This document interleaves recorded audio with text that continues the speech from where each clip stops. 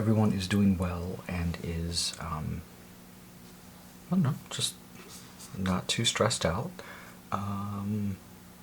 This is a deck I got for Christmas. A friend gave it to me. It's the Crow Tarot by MJ Cullinane, and the creator has also done the Urban Crow, the Grimalkin, and there's one other, the Roar Oracle, and the Wise Dog Tarot. So, and the Guardian of the Night Tarot, which actually the Guardian of the Night looks really interesting. It has a sort of feel, the same feel as this one, but this one is crows. And I think crows are interesting. I think crows, ravens, corvids, they're really smart, they're really interesting birds, you know, they're cool to look at, watch what they're doing. So the box is like a coffin style box with a blue interior, and it is currently in print, and US Games puts it out. I'm not sure when this came out, but the copyright in the book says 2019, 10/9/8765. So this is probably the 5th printing of this. The book is fairly standard. Oh, there's the author. Artist and author of the Crow Tarot, Margot Jones, aka MJ. Seattle-based, attended Parsons School of Design. And let's see.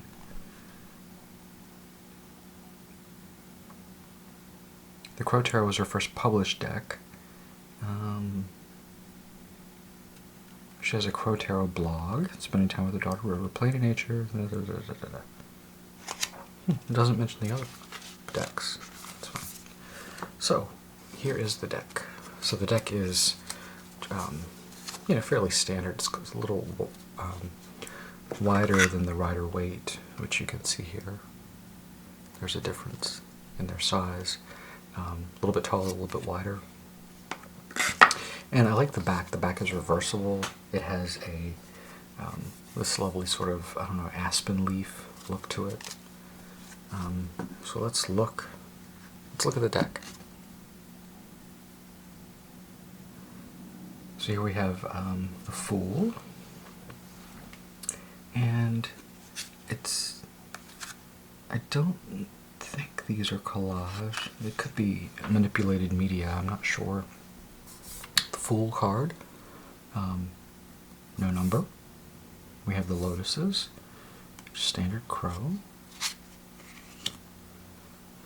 Here we have the Tools of the Trade, Magician, roses, white roses too, instead of lilies. They almost look like peonies. High Priestess, this is the one that's on the cover. High Priestess also has the implements of the Magician, and pomegranates here.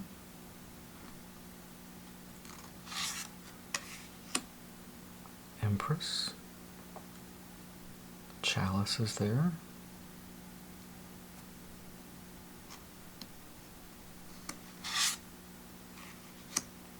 You have the Emperor, a crow, and there's the Ram, the mountainous, the rocky.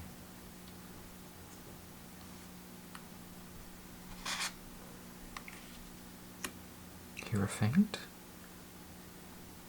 Even the stained glass window has a crow or a dove. Then we got the key there.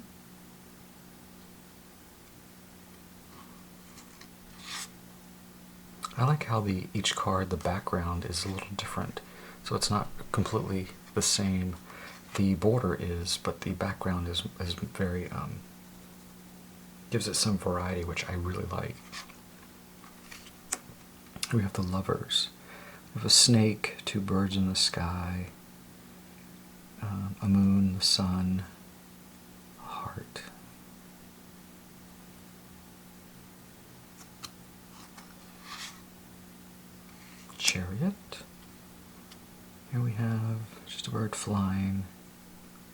laurel wreath.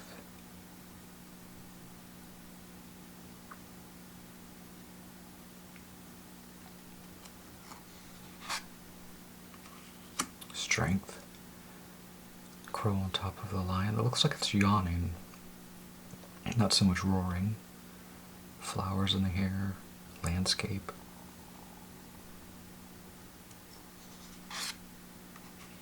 The hermit. We have a star here and the lantern there. Snowing.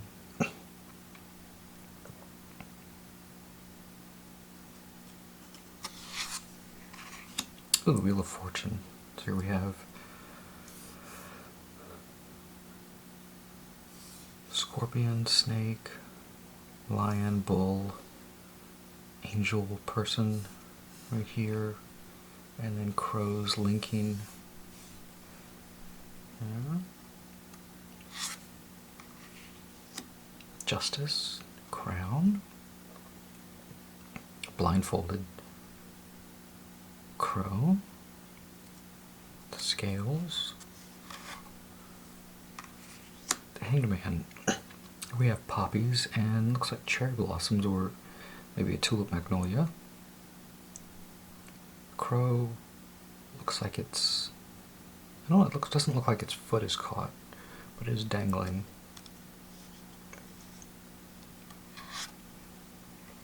Death. We have a dead bird, presumably a crow, and we have sort of the spirit of the crow leaving, or could be its mate. We have the red poppies again. Temperance. This crow wears a necklace and is pouring from one vessel to another. The element symbol there. Daffodils.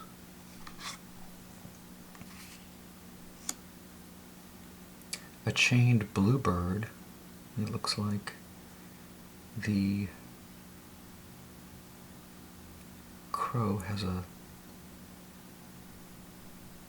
ram's head or skull on it. Sort of a wasteland they're in. Tower looks like a clock tower. It's been struck and all the crows are fleeing where it was struck.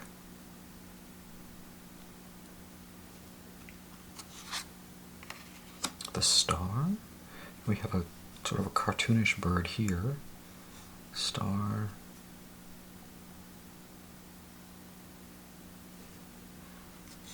And the moon. Here we have a crow in the moon. With one crow, we have a fish. We have a crow in the tree, a crow in a cage.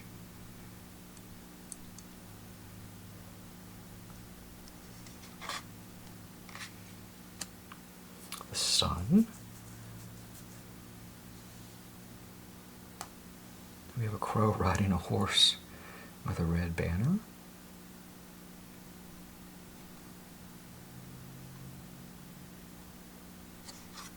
I'm actually looking for the copyright. Oh, there it is. I was looking for the copyright, and it actually is right here and here.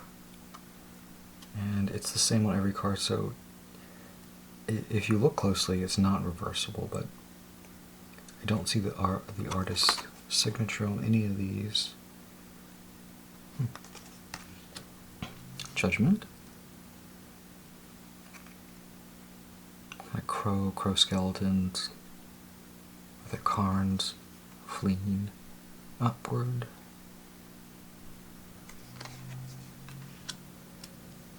World. Here again we see the bull, the lion, the scorpion, and a person. The laurel wreath. And then let's see, we got wands. Their suits are going backwards. Then we got cups.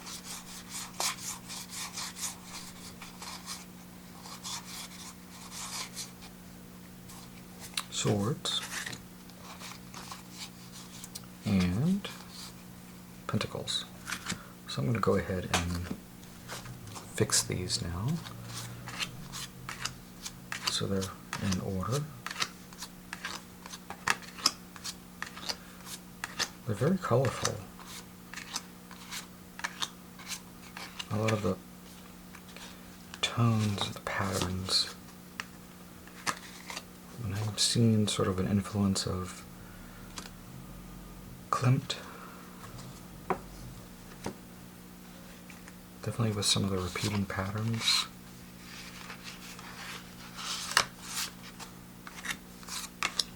That's a really colorful card, but you can see the borders are all different colors, almost like they've aged. It's a very pretty deck. It's done well. It feels nice. It's a good size.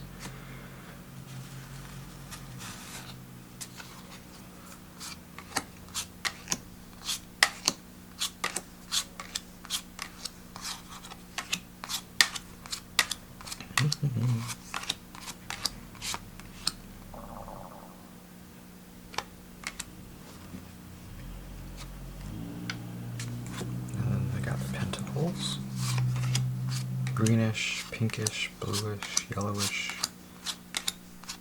greenish, reddish borders. Okay, there we go. We're all straight now.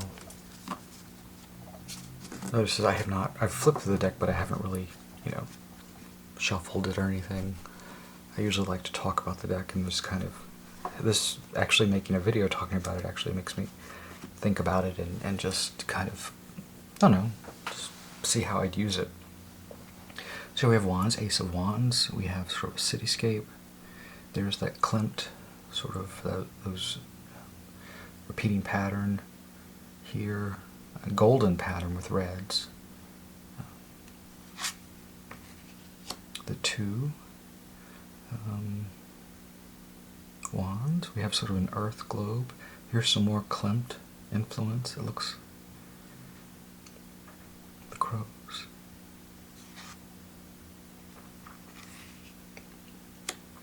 Three wands. We have a star.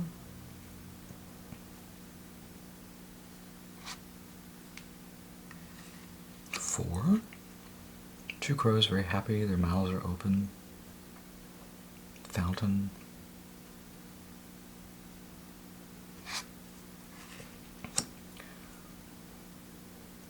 Crows with their wands.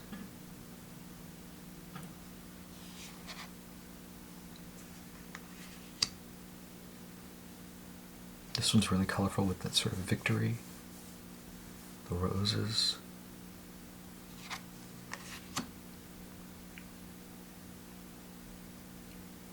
Crows for doing their thing.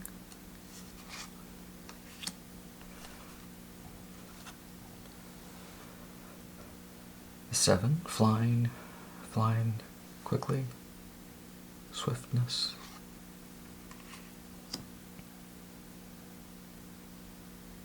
Picking one of them.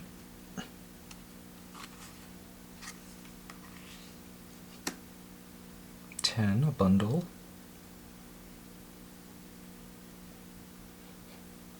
I was looking at an art book of Jean-Francois Millet, and some of his paintings, the faggot gatherers. Well, we got a faggot right there. A collection of small sticks. And then we got Page of Wands. Knight of Wands, so we have a crow with a horse, sort of a dynamic horse rearing the wand. All the wands sort of look the same, sort of have that knobby sort of Harry Potter-esque sort of feel to them. Queen of Wands, two lions, crown, sunflowers. King of Wands, salamander. Rose, sun, crown. Crown actually looks exactly like Queen's, so that tells me there's probably some collage work on top of, I don't know if this is all digital artwork, it might be.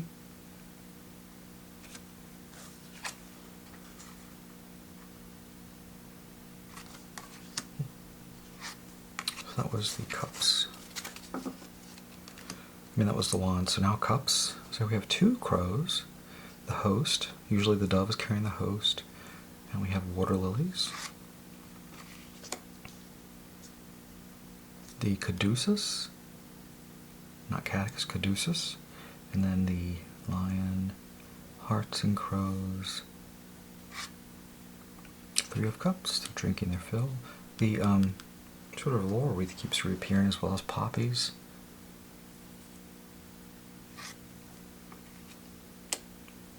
Very loose work. I think this is digital artwork. I think. It seems like it is, with repeated patterns and sort of effects. Crow. I look at the trees here. Very dreamlike. A lot of this reminds me of sort of that AI art where they give, they spit some images into like a supercomputer, and it does its AI like dreaming work, and then it comes out with this sort of image that's almost surreal and strange. This kind of reminds me of that.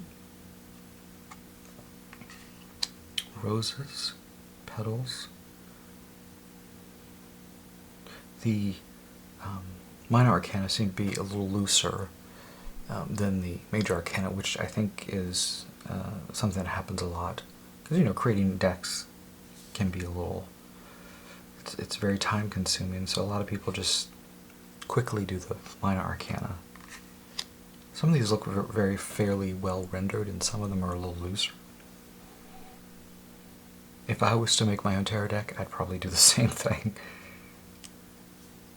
And we have the cups. There's that laurel wreath again, the heart, the exposed heart, anatomical heart. The moon. So there's these leitmotifs that keep popping up.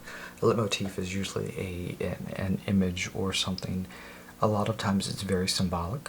Like, we're all familiar with the leitmotif of the pomegranate here, as sort of the womb, seeds, the ovary, the eggs, symbol of femininity, maybe even the forbidden fruit. It's a leitmotif, and a lot of it's used in, not so much, it could be in novels, but normally in more visual material, like graphic novels, leitmotif. I know one of my favorite graphic novelists, Chris Ware, who did Jimmy Corrigan, Smartest Kid on Earth, Rusty Brown. Really interesting. He uses leitmotifs a lot. But you can really define and see them in a visual sense. Where, sort of on the same spectrum, Alfred Hitchcock used the term MacGuffin, and MacGuffin was used to something that sort of, it didn't really, it could be, it's almost like evidence or a clue, like something that sort of perpetuates the plot, something to focus on, but it's just an object.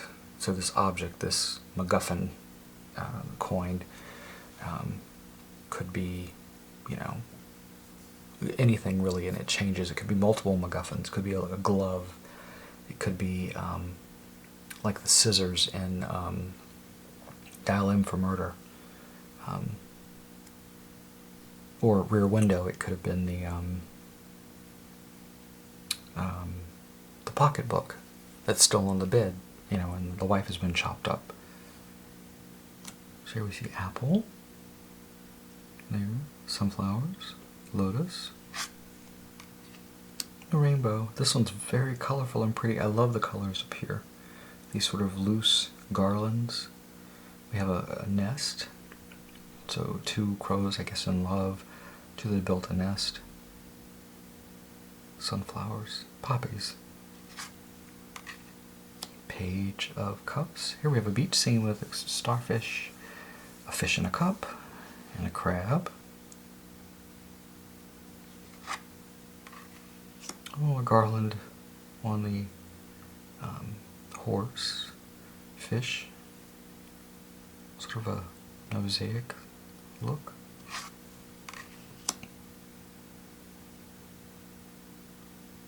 have Queen of Cups, Lotus up here, Crab, Fish, Moon. Yeah, the moon looks exactly the same, which is a little bit of difference there. And another sailboat. Fish. Cup. Then we go to swords.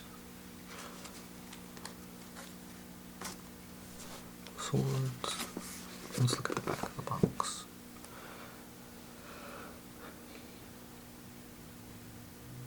It's a sword, a rose, a crow. So we're going to see lots of clouds, lots of swirling, probably mountainous. There's the crow that's blindfolded with the two.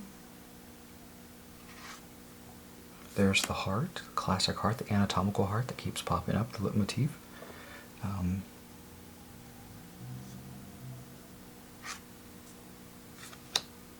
The four, we have, well, crows with their feet up probably aren't living.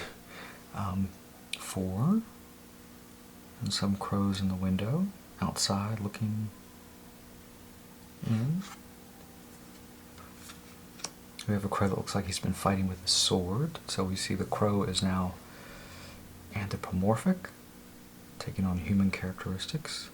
He's almost clutching the swords to his breast.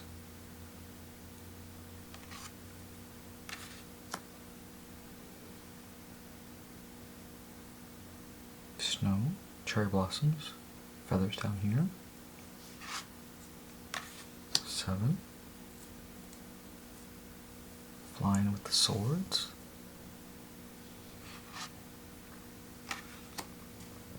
Blindfolded. 8. So we have crow in bondage.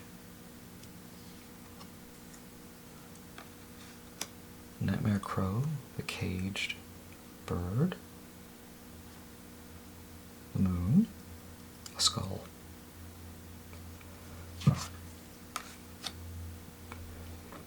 A pierced crow.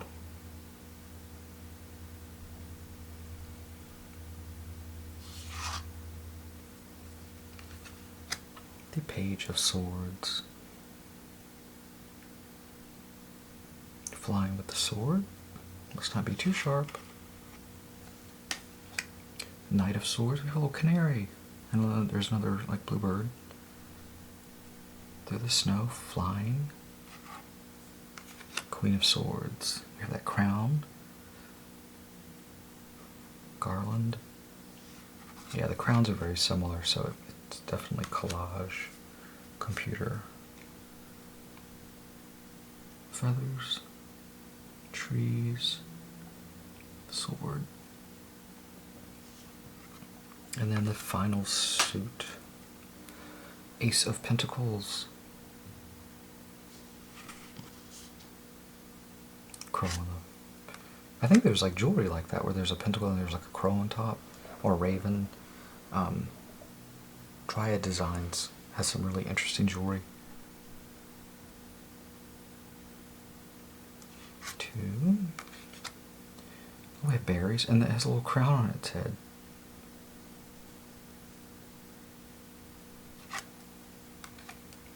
Here we have more. It's like embracing these, almost juggling them. Cityscape in the back.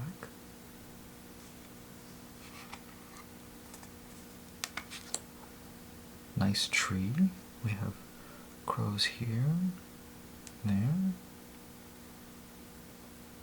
Leafy green, lush. Oh, they killed a bird. I mean, they killed a fish. Another one's got a fish with the scales.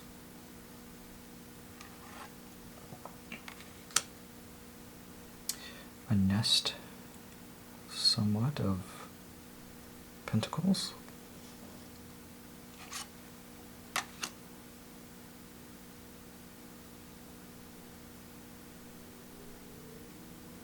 More sort of examining, working on a pentacle. Then we have a greeting card design. Looks like we got a wolf with a crow on its head, got a monarch butterfly, the sun, some lotuses, loti. Oh, this one's really pretty. I love the fuchsia color. My grandmother wears fuchsia lipstick and fuchsia fingernail polish, no joke. She always has. It's her her favorite color.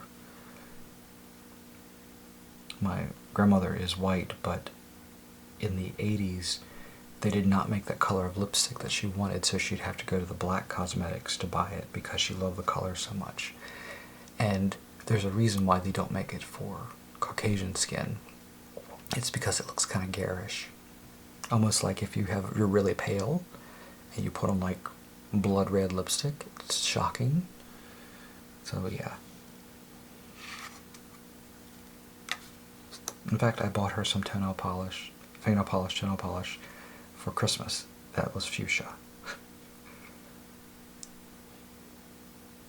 Page of Pentacles. There's that garland again. I like the colors. It could be fruit, it could be flowers, it could be just splotches of color. Ooh, black horse. Probably the most fully rendered horse. Crow in its has a pentacle in its mouth. Poppies. Puppies. A lotus. A rabbit. I always think this card's like the queen of domesticity. You have an apple tree, fruitfulness.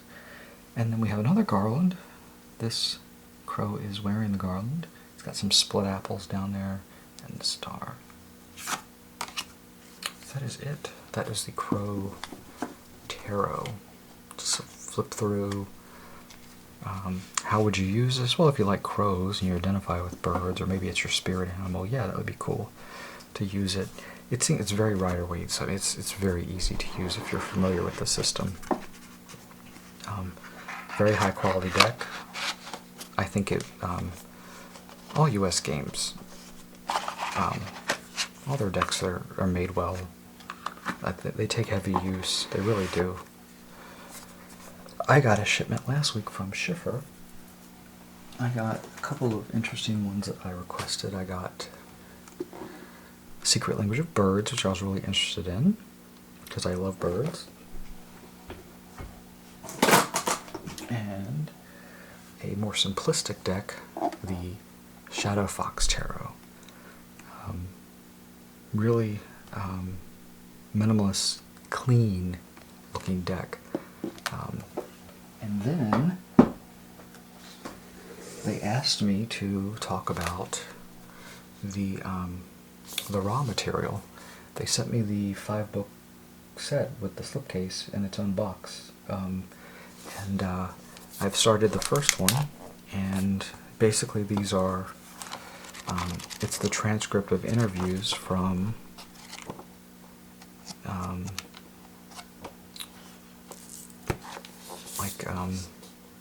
telepathic an entity in space, and they're talking to Ra, and they're recording it in sort of a scientific environment. It came out, I believe, in '81, so this is the 40th anniversary of it. All 5 volumes are in hardcover, slipcase. They got silver edges. Really interesting to think about it, and kind of with an open mind look at it.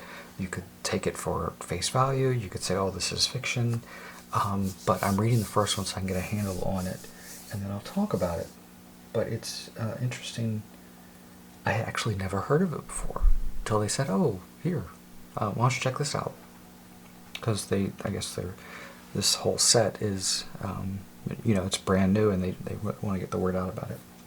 So anyway, that was me talking about the Crow Tarot that I got as a present for Christmas, and actually the only tarot deck I got for Christmas.